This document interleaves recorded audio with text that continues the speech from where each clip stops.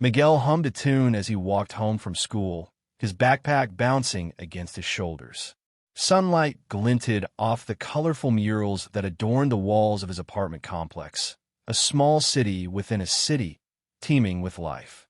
Children chased pigeons, vendors hawked street corn, and the aroma of a dozen different cuisines mingled in the air.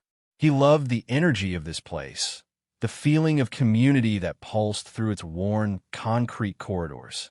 But Miguel's heart held dreams that stretched far beyond these walls. He clutched a crumpled acceptance letter in his pocket, a full scholarship to State University. He imagined himself walking across the stage at graduation, his family cheering him on. He wanted to become an engineer, to design bridges that connected people, not walls that divided them. His small apartment was on the third floor. He greeted Mrs. Rodriguez, his neighbor, who was tending her small herb garden in a repurposed tire. The scent of basil and mint filled the air. "Hola, Miguel. Another A on your test, I bet," she asked, her eyes twinkling. Miguel grinned. "Almost, Mrs. Rodriguez. A- this time." He unlocked the door to their apartment, a small space he shared with his mother and younger sister. It was cramped, but filled with love. His mother worked tirelessly at a local factory, sewing clothes, her fingers perpetually pricked and calloused. He knew how much she sacrificed for him, and he was determined to make her proud. The scholarship was his ticket, their ticket to a better future. The aroma of his mother's cooking, beans and rice, usually greeted him at the door, but today silence hung heavy in the air. He stepped inside. "Mama." Suddenly, a deafening crash echoed from the hallway. Before Miguel could react, the door burst open, and men in dark uniforms swarmed into the apartment. They shouted in English, a language he understood but struggled with under pressure. "Ice!" Everyone on the ground. Fear seized him. His mother screamed, pulling his sister close. The officers, faces grim, barked orders. The apartment, once a sanctuary, was now a scene of chaos. Miguel saw his mother's eyes wide with terror. Other apartments were being raided simultaneously. Shouts and cries echoed through the complex. Neighbors were dragged from their homes, some protesting, others weeping. The vibrant community he loved was now paralyzed by fear. He heard snippets of conversations, words like illegal and deportation. He knew his family's papers were in order, but the fear was contagious, a virus spreading through the building. He tried to explain, to show them his scholarship letter, but no one listened.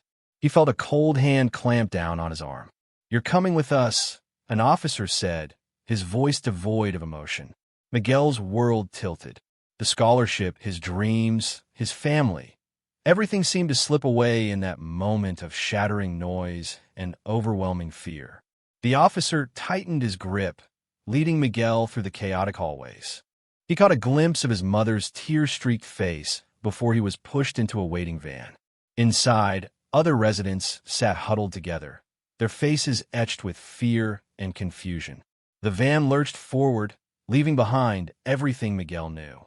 At the ICE processing center, the noise was overwhelming. He was fingerprinted, photographed, and asked a barrage of questions in rapid-fire English. He tried to explain about the scholarship, about school, but his words seemed to vanish into the din. An officer finally looked at his file, a flicker of something in his eyes. "Miguel Alvarez?" he asked, his voice flat. "Yes," Miguel replied, relief flooding him. He was about to explain further, but the officer cut him off. "Gang affiliation suspected," the officer stated, his gaze hardening. "Known associate of El Serpiente." Miguel's heart plummeted. "No, that's my cousin. We have the same name, but I'm not involved in any of that."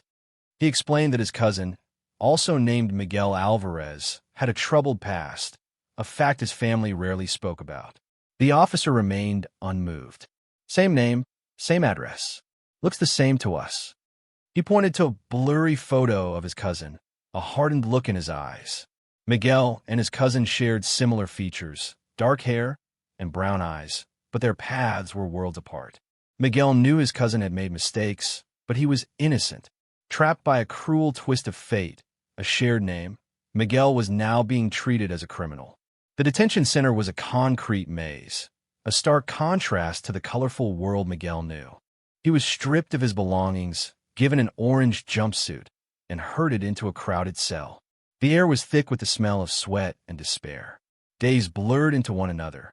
He struggled to understand the guards, their instructions delivered in rapid, indifferent English.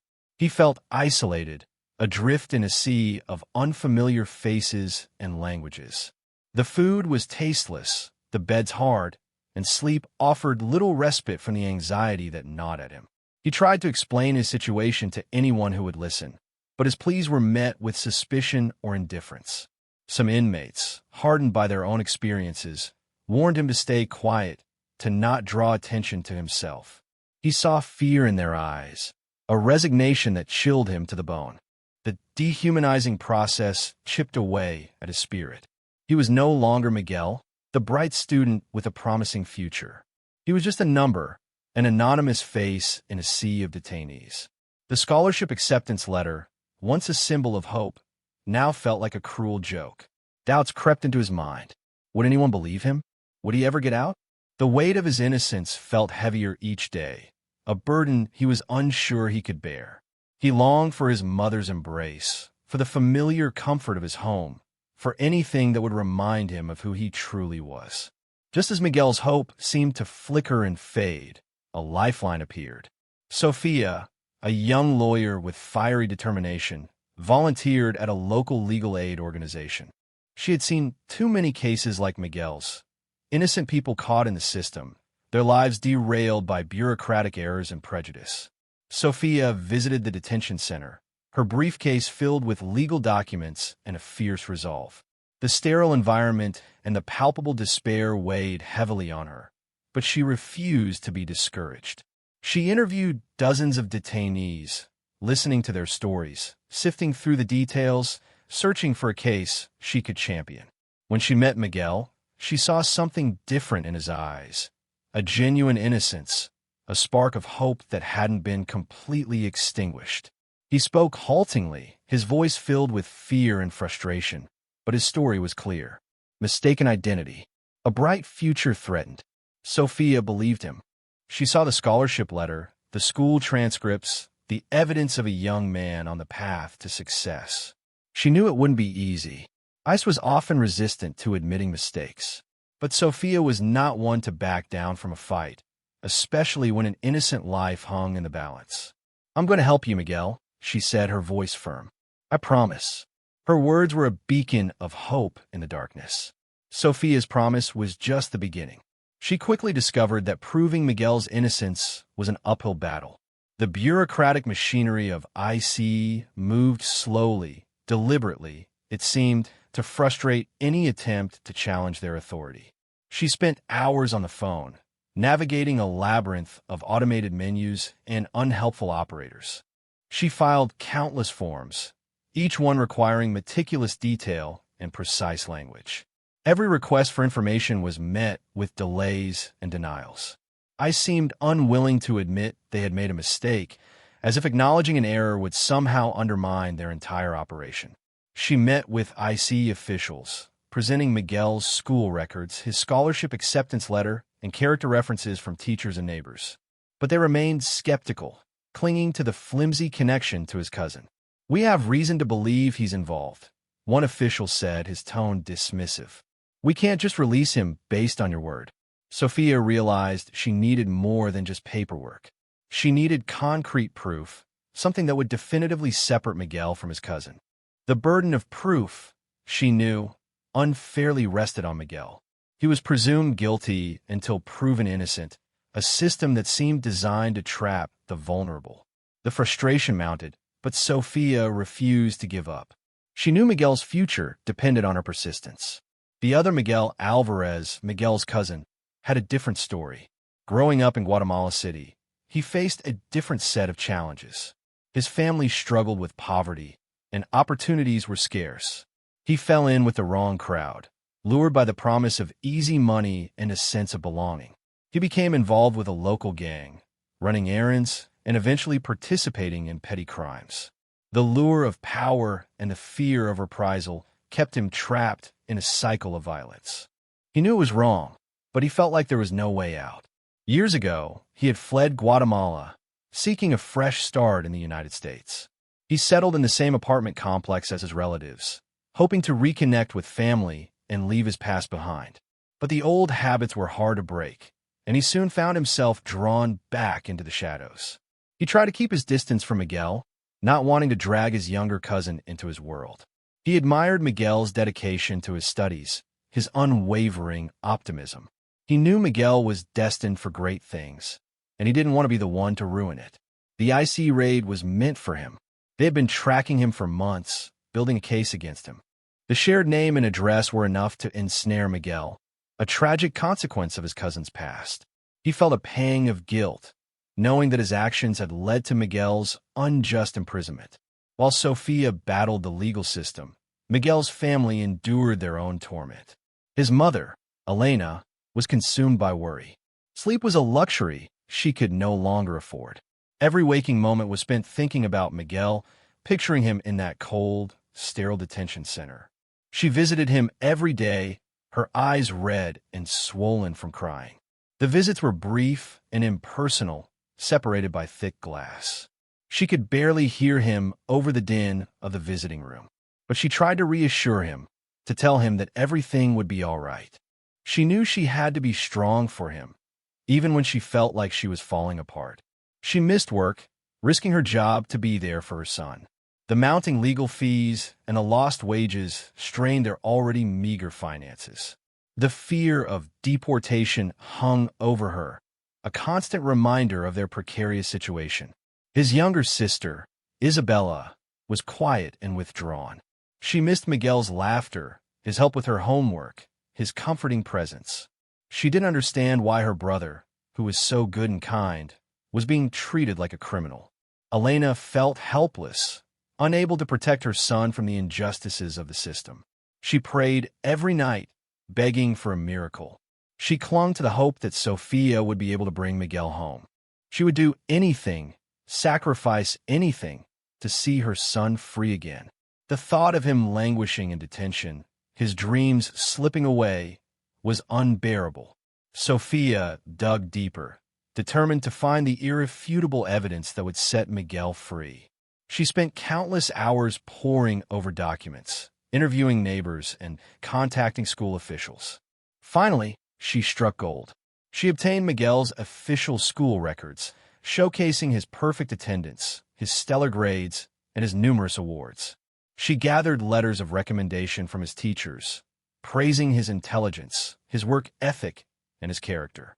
These documents painted a clear picture of a young man on a path to success, a stark contrast to the image IC was trying to portray. At the same time, Sofia managed to obtain a redacted version of ICE's file on Miguel's cousin. While much of the information was blacked out, she could see a history of arrests, gang affiliations, and other red flags that were completely absent from Miguel's record. The contrast was undeniable. She compiled all of this evidence into a comprehensive presentation, highlighting the discrepancies between the two Miguel Alvarezes. She showed how IC had conflated two separate individuals, relying on superficial similarities instead of conducting a thorough investigation. The evidence was overwhelming, a damning indictment of ICE's negligence. Sofia felt a surge of hope. This was it. This was the proof they needed to bring Miguel home. Now, she just had to convince them to listen. The courtroom was hushed, the air thick with tension. Miguel sat at the defendant's table, his face pale, his eyes fixed on Sofia. His mother sat behind him, her hands clasped tightly in prayer. The IC attorney sat opposite them, his expression unreadable. Sofia stood before the judge, her voice clear and confident. She presented her evidence, methodically dismantling ICE's case piece by piece. She displayed Miguel's school records, highlighting his academic achievements and his spotless disciplinary record. She contrasted this with a redacted file on his cousin, pointing out the history of gang activity and arrests. "Your Honor," she argued, "the evidence is clear. ICE made a mistake. They arrested the wrong Miguel Alvarez. This young man has a bright future ahead of him. He deserves to be released immediately." The IC attorney countered, arguing that there was still a possibility that Miguel was involved, that the similarities between him and his cousin were too significant to ignore. He accused Sophia of trying to manipulate the court with emotion. Sophia refuted his arguments, her voice rising with passion. This isn't about emotion, Your Honor. It's about justice. It's about protecting the innocent. Miguel Alvarez is not a gang member. He's a student, a scholar's son. He's being held unjustly, and every day he spends in detention is a travesty. The judge listened intently, his face impassive. The fate of Miguel Alvarez hung in the balance. The silence in the courtroom was deafening. Finally, the judge spoke, his voice low and deliberate. I have reviewed the evidence. The words seemed to stretch on forever. I am ordering the immediate release of Miguel Alvarez. A collective sigh of relief swept through the courtroom. Elena burst into tears, rushing forward to embrace her son. Miguel, stunned, could only manage a weak smile. He was free, but the freedom felt different than he had imagined. As he walked out of the courthouse, blinking in the sunlight, he felt a strange disconnect. The world seemed both familiar and foreign. He was back in his life, but he was no longer the same person. The detention center had left its mark. He found himself jumpy and anxious, easily startled by loud noises. He had nightmares, reliving the raid, the interrogation, the dehumanizing treatment. He struggled to concentrate, his mind wandering back to the cold, sterile cell. He felt a deep sense of distrust, a suspicion of authority figures. He questioned everything, doubting the system he had once believed in. He was haunted by the faces of the other detainees, the ones who weren't so lucky, the ones who were still trapped in the system. His scholarship was still on the line. The university had expressed concerns about his arrest, even though he had been cleared. He felt like he had to prove himself all over again, to erase the stain of the false accusation. The weight of his trauma threatened to crush him. He needed to find a way to heal, to reclaim his life, to rediscover the hope that had been almost extinguished. Adjusting to normal life proved to be harder than Miguel ever imagined. Simple things like walking down the street now filled him with anxiety. He constantly looked over his shoulder, afraid of being stopped again, questioned, accused. He returned to school, but he struggled to focus. The other students treated him differently. Some were supportive, but others whispered behind his back, their eyes filled with suspicion. He felt like an outsider, forever marked by his time in detention. The university sent him a letter informing him that his scholarship was under review. They cited the arrest, the allegations of gang affiliation, and the need to ensure the safety of their students. Miguel felt a wave of despair. The scholarship was his lifeline, his ticket to a better future. Now it was slipping away. He tried to explain his situation, to reassure them that he was innocent, that it was all a mistake. But the university officials seemed hesitant, unwilling to take a risk. He felt like he was being judged, not for who he was, but for what had happened to him. He also noticed a change in his community. Some neighbors, who had once greeted him with smiles, now avoided him. The IC raid had sown seeds of fear and distrust, and Miguel was now a symbol of that fear. He felt isolated, alone in his struggle to rebuild his life. The bright future he had once envisioned seemed further away than ever. Seeing Miguel's struggles, Sophia refused to abandon him. She knew that his legal battle was only the first step in a long journey of healing. She connected him with a therapist who specialized in trauma, someone who could help him process his experiences and develop coping mechanisms. She also helped him find a support group for immigrants and refugees, a safe space where he could share his story and connect with others who had faced similar challenges. He found solace in their shared experiences, realizing that he wasn't alone in his struggle. Sophia became a mentor figure to Miguel, offering guidance and encouragement. She helped him navigate the complexities of the university system, advocating for him and explaining his situation to the officials. She reminded him of his strengths, his intelligence, and his potential. She also encouraged him to get involved in community activism, to use his experience to advocate for the rights of immigrants and to fight against injustice. She believed that by turning his pain into purpose, he could find a way to heal and to make a difference in the world. With Sophia's support, Miguel slowly began to heal. He started attending therapy sessions regularly, confronting his trauma and learning to manage his anxiety. He found strength in the support group, connecting with others who understood his struggles. He rediscovered his passion for engineering, spending hours studying and working on projects. He started to believe in himself again. Despite his progress, Miguel still wrestled with a difficult choice. The trauma of the arrest and detention lingered, casting a shadow over his future. He knew his family was still vulnerable, that another raid could happen at any time. His mother, seeing his pain, suggested they return to Guatemala. She missed their family, their culture, their sense of belonging. She believed they would be safer there, away from the constant threat of IC and deportation. Miguel was torn. He had worked so hard to build a life in the United States, to pursue his dreams of becoming an engineer. He had a scholarship, a supportive community, and a mentor in Sophia. He didn't want to give up on everything he had achieved, but he also felt a responsibility to protect his family. He knew his mother was scared, that she longed for the comfort of home. He couldn't bear the thought of anything happening to her or Isabella. He confided in Sophia, seeking her advice. She listened patiently, acknowledging the validity of both options. She reminded him that the decision was his, and that she would support him no matter what he chose. He weighed the pros and cons, considering the safety of his family against his own ambitions. He thought about his future, his dreams, and his responsibilities.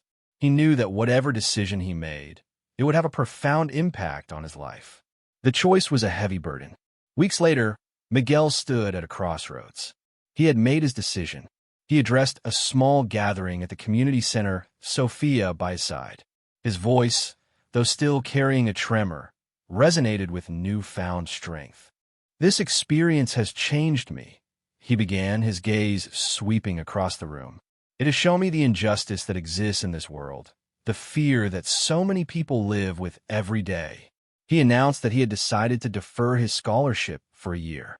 Whether he stayed in the U.S. or returned to Guatemala, he was going to dedicate his time to fighting for the rights of immigrants and refugees.